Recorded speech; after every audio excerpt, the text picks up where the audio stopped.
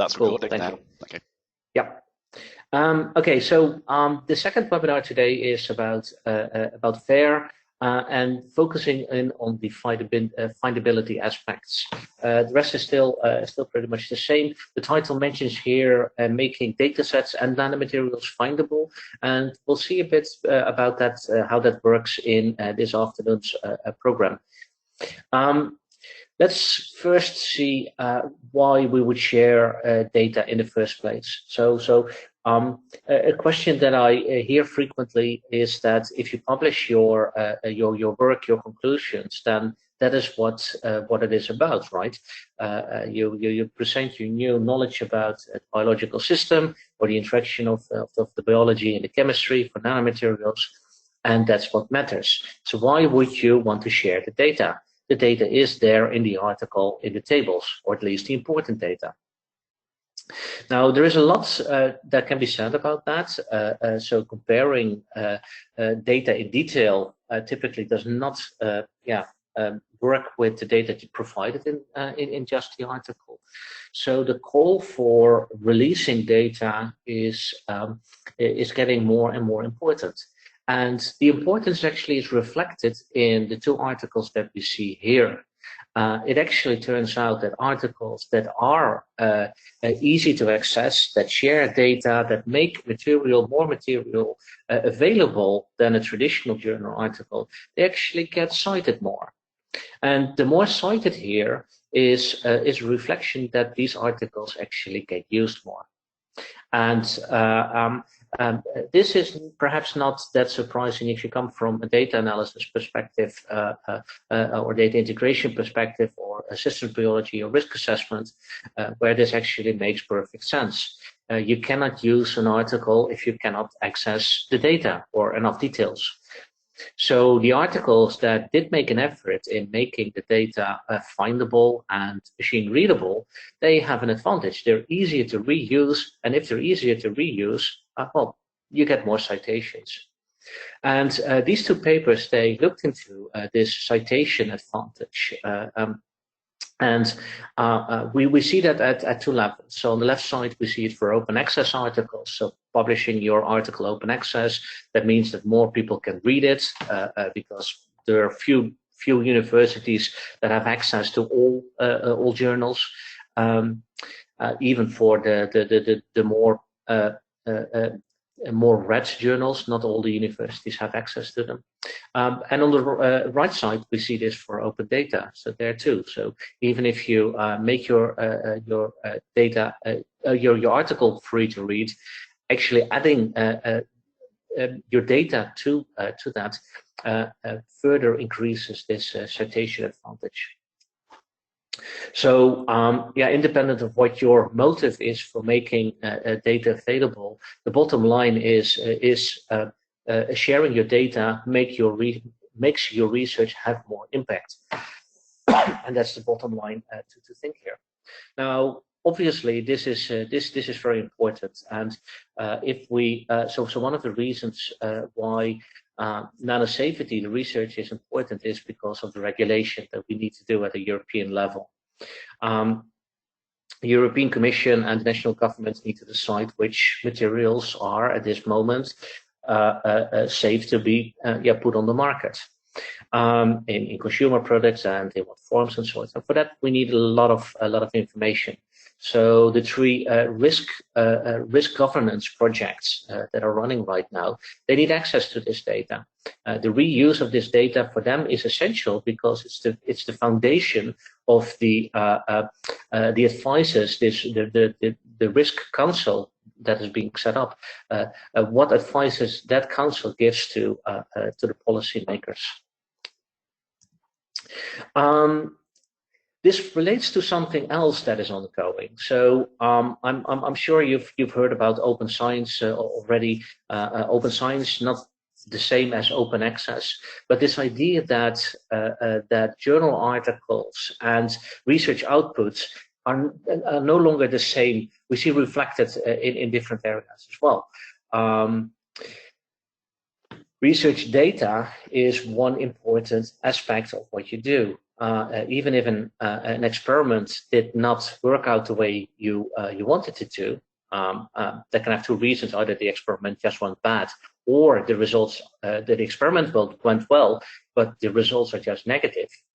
The data that comes out of your experiment, if it went well, is important. But the well-run experiment with negative results is typically something you cannot publish at this moment. But that doesn't mean that the research is not important, particularly for actually the risk assessment. Also, this negative data, of course, is very important. Being able to show that some nanomaterial is not toxic, that you may actually, if it's not controversial, but if it's controversial, if people are interested, then you might still be able to publish it. In general, not so much. But the point here is that research output is more than the journal articles that we focus on so much right now. This applies to experimental data. It should also apply to computational data. It should apply to open standards like ontologies or file formats. All the work, the practical and the more theoretical research, the output of that should be rewarded. Now, this is something that is getting more and more attention. This is a document from the Netherlands, Room for Everyone's Talent, towards a new balance and recognition of reports in academia. This actually takes it a bit further, as you can see in the top left of the colorful drawings there, also focusing on education and impact on society and leadership, being able to make change in our Western society. So when we come to research output and data in particular, we have the FAIR data principles.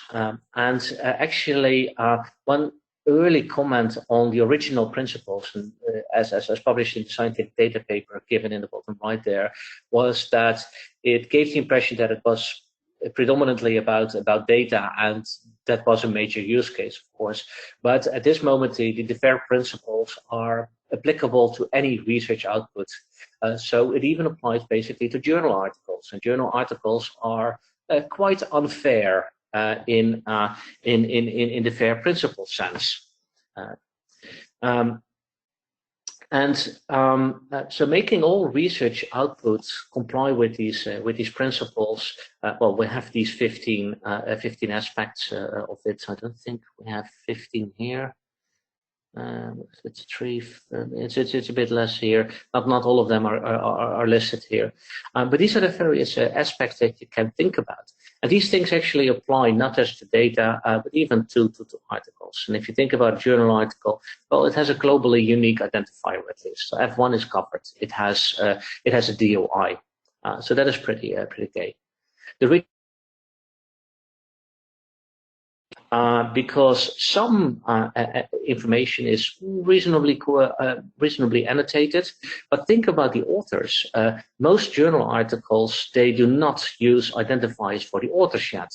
The use of the ORCID as an author identifier in journal publications is still very minimal. And there are very many other reasons why a journal article is not so fair. So that sets a sort of a baseline of how fair you should be. If you're more fair than a journal article, you're basically doing better than the community standard at this moment. Just to set some expectations. Of course, we want to do much better. We know that journal articles have their limitations. Some data, some results are really hard to extract from it because they're written up in figures, and getting the original data out of that, for example, can be quite hard, etc. But there are other aspects here. Fair and common language, even in journal articles, is also a problem. So we have a common language to identify our genes, the human genome, human gene nomenclature, HGNC. But other things, this nomenclature, common language actually in journal articles is not doing so well. Okay, So much about the fair part. So we looked at this, the interoperability, the common vocabularies in this morning session already, and now we're going to focus a bit more on the F of findability. And here the context is basically the library, as shown on this image. If we want to find information about something, well, we need a library and we need an index. So it is not in this image, but somewhere in the front of a library, you find an index. Nowadays, they're all in the computer. What is it? 20, 30 years ago, 25 years ago, it was still on small cards. You go to a library and you have these large boxes with paper snippets and sorted by topic and such. If you want to find a book about something or a book by some author, you have to use these indexes. Now, for scientific data, this is actually quite the same. We have such indices for a long time. For chemical structures, we had chemical abstracts, for example. Which is where the chemical abstract registration numbers come from. For genes and proteins, we have identifiers as well. For small compounds, we nowadays have PubChem. So making something findable is actually, findable based on what? Do we want to be able to find the data set on the biological cell line it was measured in, or the organism, or the region, if we talk about ecotox data, or the type of soil for that study, all kinds of ways why we might want to find that information. But all that searching in that way, so different from author, though it's not intrinsically different, requires us to annotate that original data with that information. So we get the following things at the top right: difference between an archive versus a database. An archive focuses really on long-term preservation. A database very often wants to make something more interactive. We have data versus a data set, also a bit about the interactivity. Data versus information. We saw a question about that this morning, the difference between raw data and annotated data, for example. So different ways of representing different levels of information about something. And then what we're currently seeing with the rise of the internet, we're going to a decentralized world. Databases can be all over the place, pretty much like there are multiple libraries. There's not a single, not one library that serves the whole world, but we have many libraries, all with their own specific collections. And we want to be able to search in all of them. And that is what the F of findability is about. So how can we make sure that the data, the results of your research becomes findable? Do you want to be that findable only via the article, or do you want it to be findable because someone was searching on a nanoparticle that you were actually studying? Something that we looked at in Nanomapper, which you can do, for example, with search.data.nanomapper.net, or with the NanoCommons knowledge base, or one of the equivalents in the United States, or a more general search engine like the Google Dataset Search, which is sort of the dataset equivalent of Google Scholar, a dedicated search service by Google for a certain type of resource. And data site, as I'll tell a bit more about later as well. So this is the same data that we showed, that we looked at before, the Labuta article with this nice supplementary information. But the journal this was published in, ACS Nano, doesn't provide the metadata for all information in the same way. So we already identified that there are no ORCID identifiers here, at least not what we see here. It will share the title of the article, it will share the DOI, the volume it was published in, the year, etc. and so on.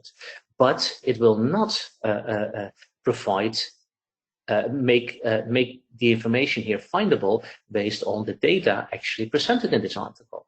So all that data in that spreadsheet, in the supplementary information, that cannot be used to find the information in this article, which is why I've been working on taking that data and doing and making that searchable at a chemical level, independent from that. The closest thing this journal provides here is the subjects, the keywords associated with this, and then we get toxicity nanoparticles, which actually I've never really looked at the keywords earlier, but toxicity nanoparticles actually is an interesting way of describing. I'm not entirely sure if I understand what they mean here. So what do these search engines look like? So this is a screenshot of Google Dataset Search. You can search there on the name of a dataset, as I did here. This is one of my own datasets. So if I search for the name of the dataset, okay, that will give a hit. It will index some information, but pretty much at the same level as what we saw. What a journal provides to search engines like Google Scholar or PubMed, and Crossref for that matter. And we can see that. So for this data set, it found the DOI as a unique identifier. The data was uploaded. Who published the data? We see that I was the author. We find the license information, and there's something below that which I cannot read because there are buttons in front of it. And we can see that this file can be downloaded as a zip file. It still doesn't provide us a way to find a data set based on a chemical structure. That is where this database comes in. So one of the things that you want to be able to do is to search on the chemistry. And here, the NanoMapper project developed APIs based on earlier open standards originated from the OpenTox project that provide ways, machine readable application programming interfaces, common language to communicate with the server and ask for, well, give me all materials that are about silver. Which makes me wonder why the second item shows up actually, because I'm not sure what cellulose has to do with silver, but there might perhaps be an silver impurity in it. I would have to double check that. But that is taking advantage that indexing not just the metadata of a data set, but also the content of the data set. Now, as I said earlier, when it comes to fair, fair is not a binary thing. It's not that something is fair or is not fair. There are various levels of fair, and the baseline level of fair is basically what a journal article provides you. Anything better than that is an advance over the current community standard. Now, for data sets, the equivalent of the journal article is basically an repository article or a repository entry. And the simplest way of putting your data as a research object out in the open, out in the public, is by using one of these two services, Zenodo or Figshare. And you get the opportunity later to work with Zenodo or with Figshare, and you will get some support. You will be presented with a form where you provide some of that metadata, and it will be made available. That gets you a DOI, so you get your persistent identifier, and with that, your fair data answer is questioned. Zenodo and Figshare, they're the easiest, the most practical ways to make your data fair. And if you would do so, you would already be at the current community median of making data fair. This is really a really important message. Of course, you can do a lot more, as we will see in the after the coffee break, where we go into that things like chemical searching. Can we do more about this? Can we indicate? Can we make our data set findable based on the chemical composition and or physical chemical properties? And yes, we can. The last, so once you, if you actually choose to do this Zenodo, sorry for flipping back and forth between the slides. If you choose this Figshare and Zenodo thing, you get a DOI, and this means that you can already use that DOI, that public identifier, to further advertise your information. So a journal will spread your article. Previously by sending out paper copies to libraries, nowadays by electronic table of content lists and sorts. But in practice, actually mostly relying on people just using something like Google Scholar or Web of Science to find your article. The advertising you can do as well. You can either tweet it with the NanoCommons hashtag, or in this case, as on this slide, actually putting it online on the Nano Safety Cluster website, and there, if you provide the DOI there, and the practical later will actually show you the link to that page. You can actually give the DOI to the Nano Safety Cluster. The DOI will be used by the Nano Safety Cluster to put it in the list of output of the Nano Safety Cluster. So this is not specific to NanoCommons, but this is creating comments of all our research output, not just publications and public deliverables, but also data sets, even though it doesn't say so explicitly here. Now, another way of making this thing available, I just name drop it here because in the practical you will also look at it, is the use of Wikidata Scholia. Wikidata is basically the data sister project of Wikipedia, and it's growing and it's growing quite fast. At this moment, the number of edits ever made to Wikidata has already overtaken the total amount of editing in Wikipedia in just a period of six years. It's highly structured data, and you can do a lot of really fun stuff with it, which is what Scholia takes advantage of in these kind of visualizations that we see here. And in this case, we get an overview of literature about the JRC representative nanomaterials.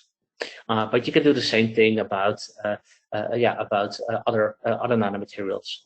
Something that I'd be quite interested in working with you on. But that's another way where you can advertise your article. So in the practical, you will be able to check if your article is in Wikidata/Scholia, and if not, there will be a form that provides you where you can enter the DOI, and I will make sure that your article gets added to Wikidata. DataCite is not something that we're going to look at a lot, but that is really important. So what I said earlier about recognition and rewards of all research outputs, that is really essential. And one of the main differences between journal articles and all the other research outputs, and maybe that explains why they are so predominant even now after 20 years of internet, is that we keep track of which article is citing which article. Now, DataCite has started doing this for data sets as well, and more journals allow proper citation of data sets. So if you reuse data, you now have a formal way of citing that you actually did use that data set, something that we otherwise have very bad community standards for. The bioschema slide, I will skip that for now because even now, actually, it's already 32 and we need to move on. But if you have a custom database, so if you do not have a data set that you can upload, but you actually have a website where you describe your materials, we can still make it more findable. this is where bioschemas comes in. And if you're interested in that, give me a ping because we can help with that as well. There is an Elixir toxicology community that will work on this. So there is a minimal amount of funding that we have to provide support for that from the Elixir community. So very briefly concluding, data is an essential research output, and more people are seeing this. We see this practically reflected in higher citation counts, for example, reflecting that the impact has more impact. Your research has more impact when you provide the data along with your article. For some of us, that those additional citation counts is actually of high impact for us personally as well, because at this moment still number of citations, for example, reflected in the H index, is something that decides whether or not we get tenure. Making data fair and available is actually quite simple. The community standard is just using Figshare or Zenodo. It's quite trivial, and it's a very easy way of doing this. It takes maybe 10 minutes. The submission of data to Figshare and Zenodo, or presentations because any digital research output can be shared there, is typically a lot easier than the average submission system of a journal. And for the rest, we saw reflected in this thing the difference and complementarity of indexing metadata. So metadata is who authored it, perhaps what protocol was being used to measure the data, where was it published, when was it published, when was it curated, all those kinds of metadata that can be indexed. But we also saw that the indexing of the data itself, like the nanoparticles in the data, or the biological experiments being done there, that is actually at least as interesting, even maybe even more interesting. Sorry, too much talking today. Okay, that wraps up my slides. Let's take a couple of minutes for questions at this moment, if there are any.